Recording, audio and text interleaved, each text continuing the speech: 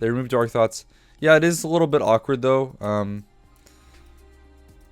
The one nice part about Dark Thoughts is it just gave you a dynamic charge of the cooldown rather than refreshing a cooldown. So like the way that works mechanically, you could, if you get a proc mid cast. So like let's say you're mid cast of Mind Blast, but a VT tick causes you to get a proc mid that cast, you will consume that Vampiric Insight proc. So there are some like gameplay elements of it that are worse, but that's an easy change that they could make. But I think what you're probably saying is like it not being cast while casting, and how it procs is a bit more scalable. I think that's fair. Yeah, I think they could change that. The one element that some people in the Discord I think were mentioning before that I do agree with. I wish they you actually have seen this in spell data. So there's something in here that says Idolic Intuition, Vamp Insight has a greater chance to occur. So you know, empirically testing this, it looks like it's about a 33% more higher chance to occur.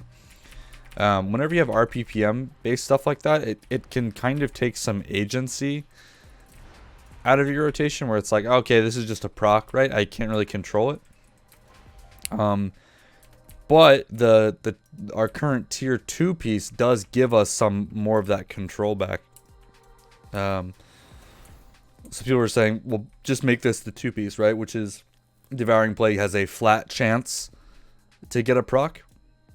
That way you have a mix of RPPM stuff in the proc and just flat percent chance. So, yeah. I mean, we do get one extra charge of Mind Blast baseline, if that's what you're saying. But yeah, if they apply the kind of how they give us that free charge the same way they did with Dark Thoughts, it'll be good. Like the part, well, it can still give you funnel. It's just like saying like, oh, by using Devouring Plagues, you have a chance to reset the blast cooldown as well, right? Or not reset it, but give you those procs as well.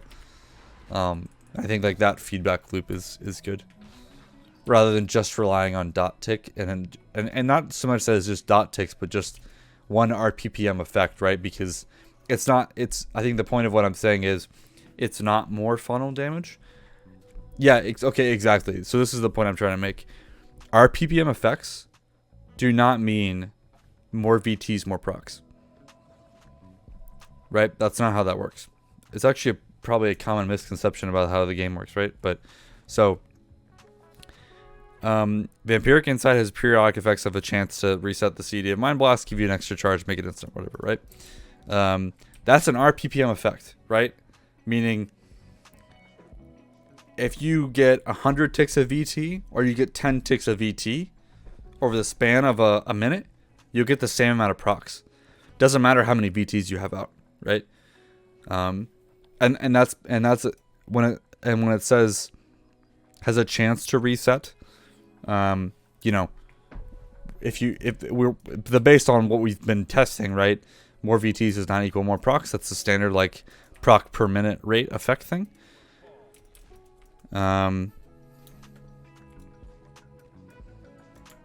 It wouldn't be RPP tick. It'd be a percent chance per tick is the other side. So what you're saying is if Vampiric Touch had a percent chance per tick of like every tick rolls a 10-sided die or you know whatever it is, right? And that's your chance. That's different than a RPPM effect, which you know averages out your proc rate based on regardless of how many people you're fighting, right? So what we're saying is RPPM is fine, but it would be nice if we could also get some element of standard percent proc rate in there, either like the current 2 piece or something else, right? So that we get some more agency on the rotation, and to kind of what you're saying, like give some element of being able to funnel that damage in, right? It's a gameplay thing though. Like we also get one extra charge of Mind Blast, just like baseline, not baseline, but it's like a passive in that, right? So we're already casting more Mind Blast than we usually do, so you don't want to overload that too much, right?